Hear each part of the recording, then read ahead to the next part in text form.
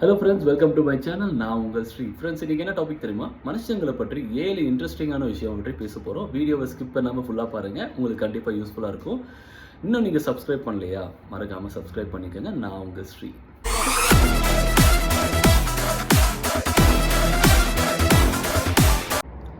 First வந்து மூளைக்குள்ளே எவ்வளோ விஷயங்கள் நம்மளால் ஸ்டோர் பண்ணிக்க முடியும்னு நினைக்கிறீங்க?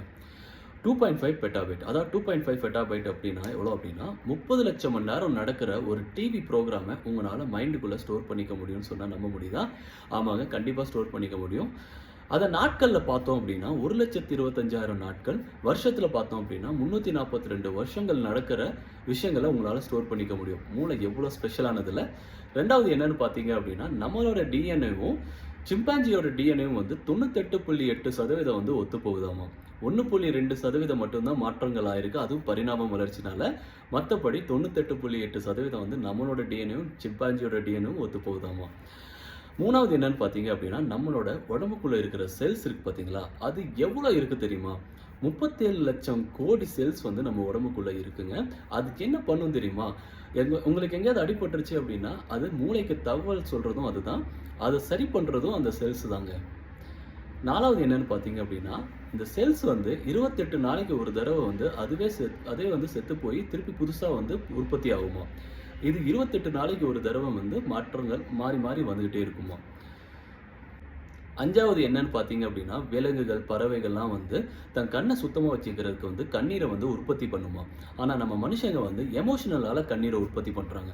எப்படின்னு கேட்டிங்க அப்படின்னா சந்தோஷமாக இருக்கும்போது, அழுகும்போது, இல்லை ஏமாற்றம் அடையும் போது வந்து கண்ணீரை வந்து உற்பத்தி பண்ணுறாங்க.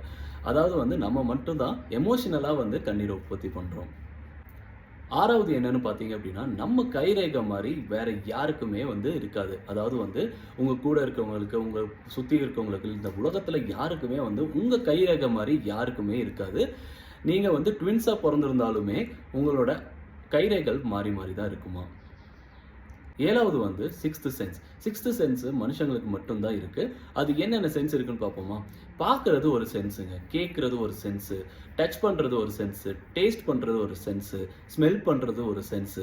ஸோ இந்த மாதிரி 5 சென்ஸ் இருக்குது. இன்னொரு 6வது சென்ஸ் என்ன அப்படின்னு பார்த்தீங்கன்னா மனுஷனால் வந்து யோசிக்க முடிகிறது ஒரு சென்ஸ் இருக்குது. இன்னொன்று பார்த்தீங்க அப்படின்னா அதே சென்ஸ் தான் 6th சென்ஸில். வேறு என்னன்னா உங்களோட நீங்கள் இருக்கிற இடம் எங்கே இருக்கேன், எவ்வளோ தூரத்தில் இருக்கேன், அந்த மாதிரி அளவிட பார்த்துக்கிறது வந்து நம்ம 6th சென்ஸுக்கு வந்து யூஸ் ஆகுது. ஸோ ஃப்ரெண்ட்ஸ், மனுஷங்களை பற்றி இது கொஞ்சம் தான், இன்னுமே நிறைய விஷயங்கள் இருக்குது. உங்களுக்கு இந்த 7 விஷயத்தில் எது ரொம்ப இன்ட்ரெஸ்டிங்காக இருந்துச்சுன்னு சொல்லிட்டு மறக்காமல் கமெண்ட் பண்ணுங்கள். இந்த வீடியோ பிடிச்சிருந்தால் லைக் அண்ட் ஷேர், சப்ஸ்கிரைப் பண்ணுங்கள். நான் உங்கள் ஸ்ரீ.